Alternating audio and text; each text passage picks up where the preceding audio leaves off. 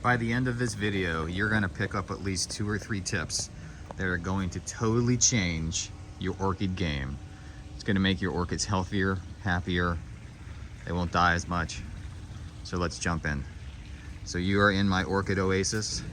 We're gonna take a tour. It's a little rainy today. It's giving me some nice light to show you all of these flowers. Now you're gonna notice over here, I have some cattleya. Now cattleya don't like too much water. I learned that the hard way. Last winter, I watered them, or last summer, I watered them way too much, and they all rotted. Their roots all rotted. You have to be very, very careful, or they will, very careful. I talked to somebody one time, a really talented orchid grower, and they told me that these things almost like to be like cacti, that dry. It almost seems like, doesn't make sense. Like, how could a plant flower and be happy when it's that dry? But they are super, super dry. So the reason why you see them on a ping pong table and some other tables is usually I have them out with the general population, but now I have them here because what I can do is I can pull them under the lanai whenever it starts raining too much. It hasn't rained much the past couple days, but it's raining today, so I may have to pull them under the roof so they can turn back into cacti again. So let's go over here. I hear Penny the puppy is not happy. So let's see what Penny is doing. Oh, Penny and Desmond are both annoyed. Oh, there they are. Come on in, guys. They're both mini golden doodles. They look like little teddy bears. Okay, here is a dendrobium.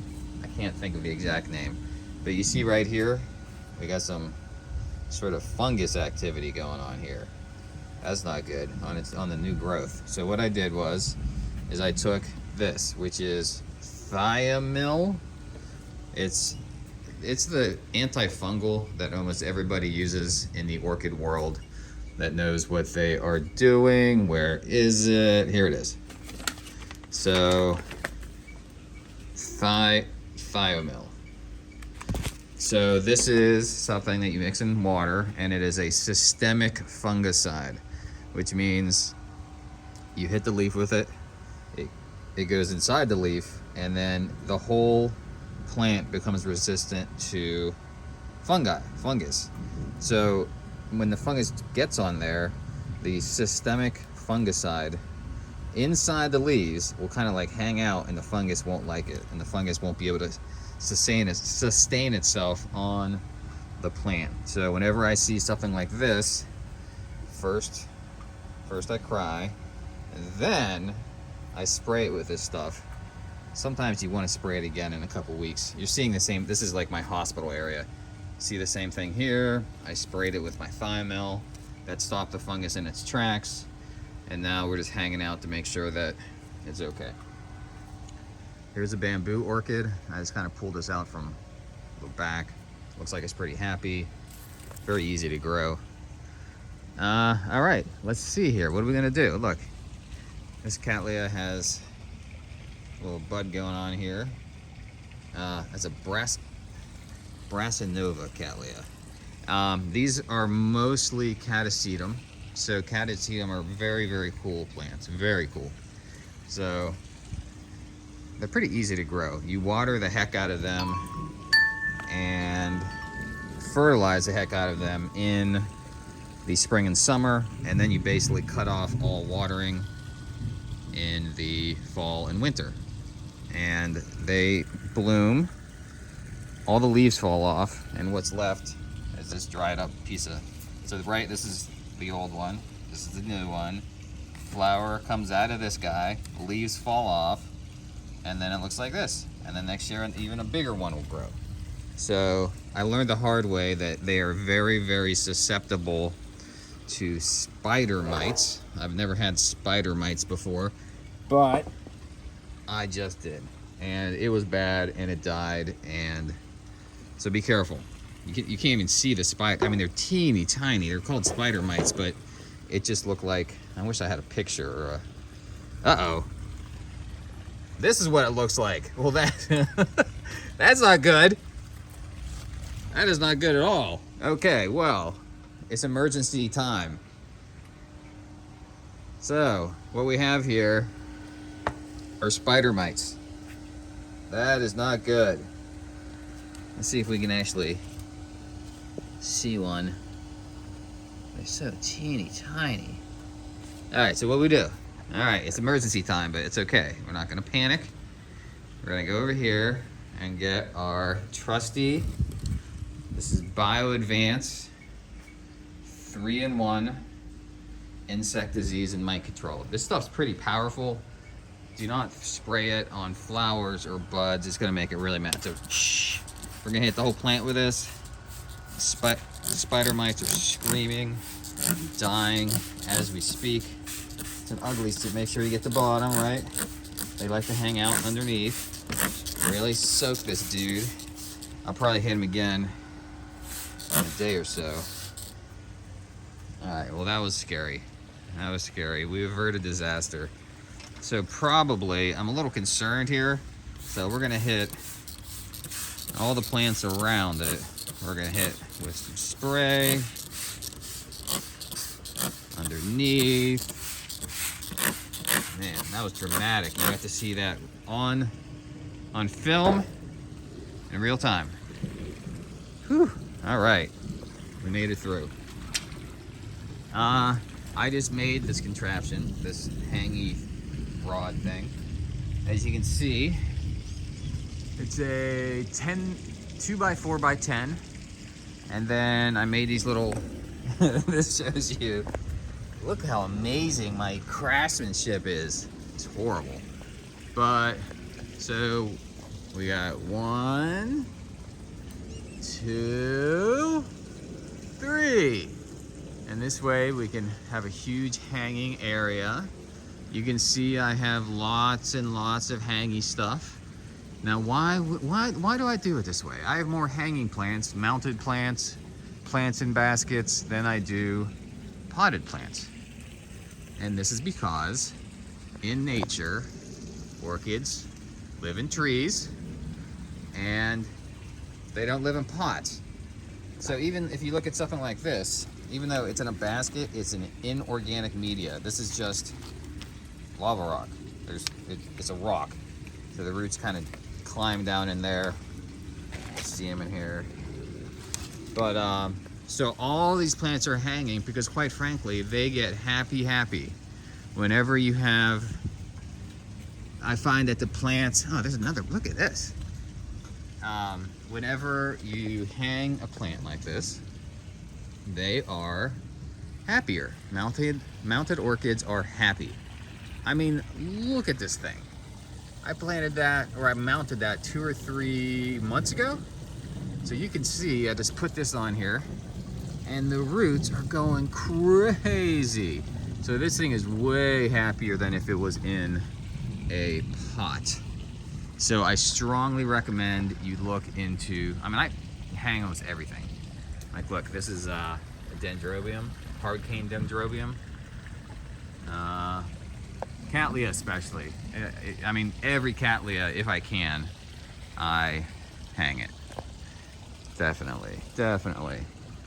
And, oh, here's a happy Vanda. Very happy. Here's a happy, what is this, an encyclia? We got the encyclia. We got some big old orchids up there. I cheated on most of these. I got them big. This one I did not. This thing grows like a weed. And look, it has buds. That is exciting. So again, you can see lots of mounted stuff. I just mounted that one. I use twisty ties generally. See those green twisty ties? They're, I think, the easiest by far to deal with. And then once they get the roots attach itself to the wood or the bark or whatever, you just cut these. You cut them off and then they are gone. Okay, continuing on. I have lots of hard cane dendrobium over here, which like I am in love with because they last forever. I mean, this flower could be here for 2 months. I'm not even kidding. Look, and they're easy to grow.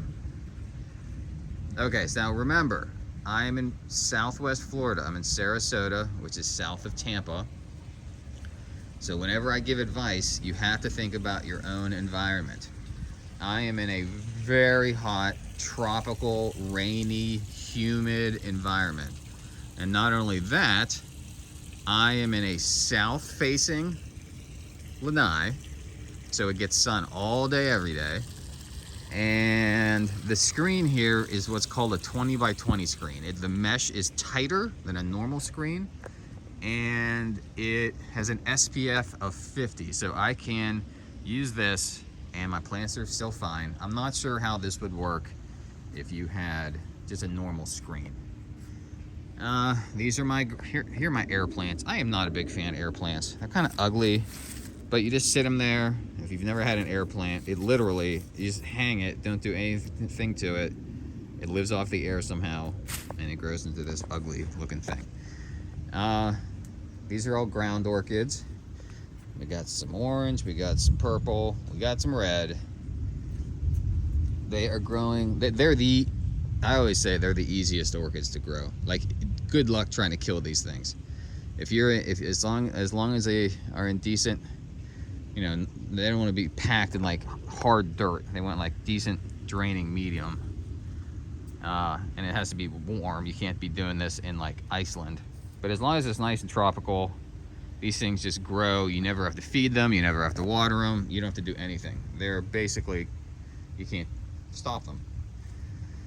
All right, this is a new, I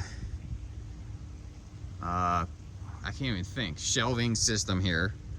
I put my smaller cattleya on here, because I figure if it really starts to rain, I could put like a piece of wood up there and it'll be like a little roof. Here is my huge heart plant. I don't know the official taxonomy name, but it's massive and happy and cool. When I got it, it was just a couple hearts, and now it's a million. Cattleya. This is not a cattleya. I forget what it's called. Crud, I lost the... But it's cool. It is a weird looking flower. Okay, so these are all my Oncidium. I made the mistake of putting them all under my...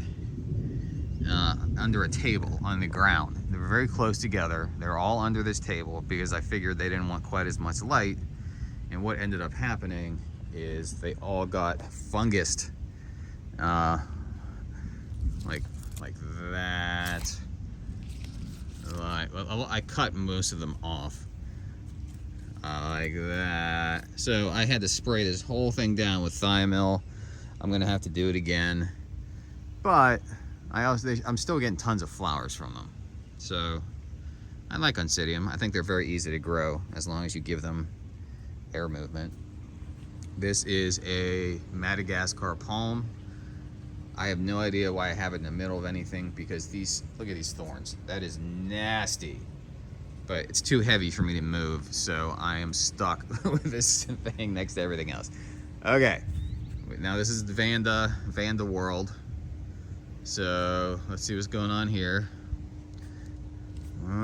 Is that suspicious? I don't know. You might want to spray that.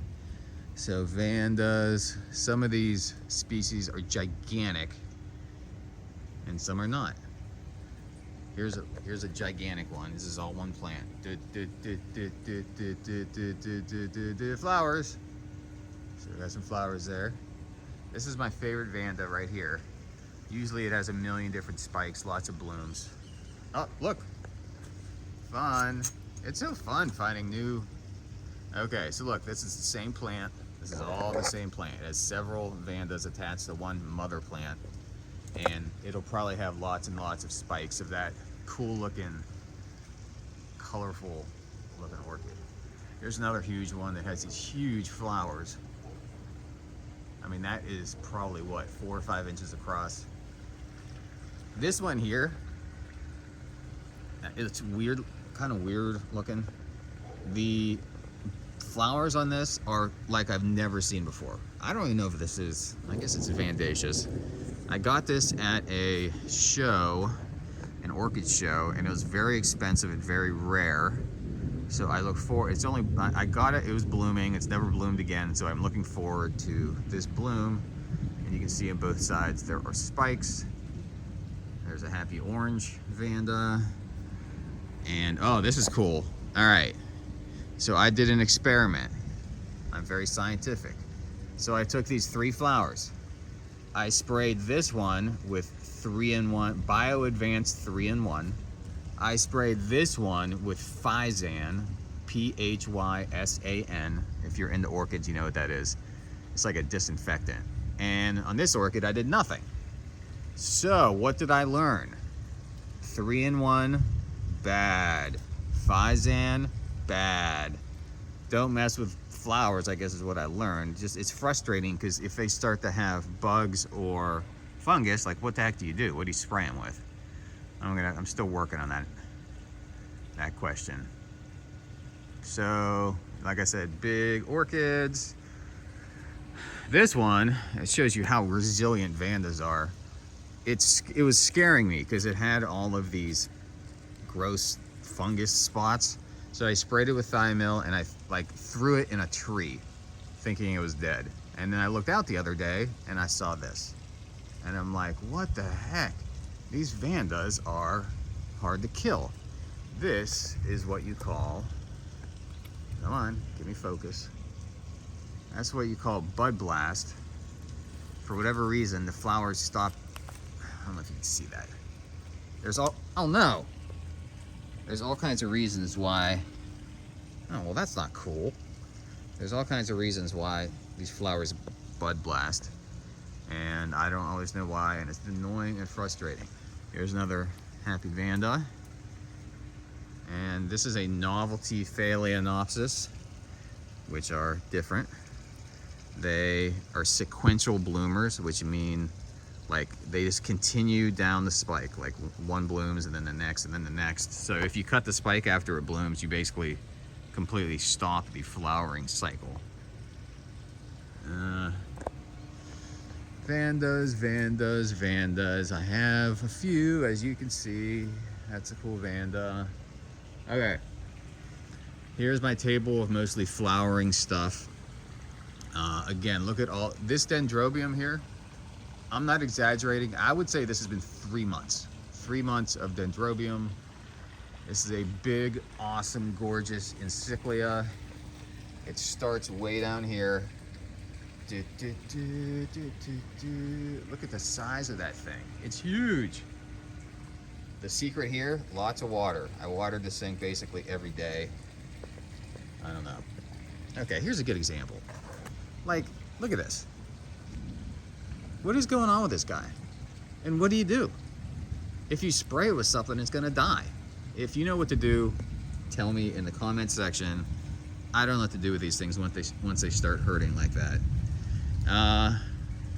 Again, very cool dendrobium. I got this at Home Depot. This is my all-time best Home Depot buy.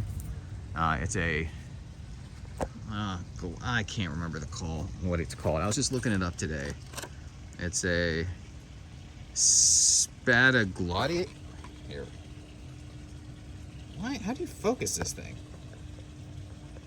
There we go. They're very cool, very easy to grow.